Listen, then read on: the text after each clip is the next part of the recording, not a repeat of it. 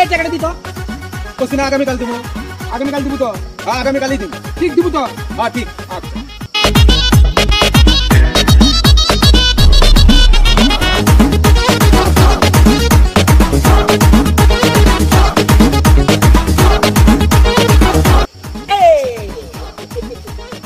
শোনা বাচ্চাটা, এই টাকাটা কতদিন দিব? আগামীকাল দিব। এই কাল করতে তো মেলা দিন ঘুরালু।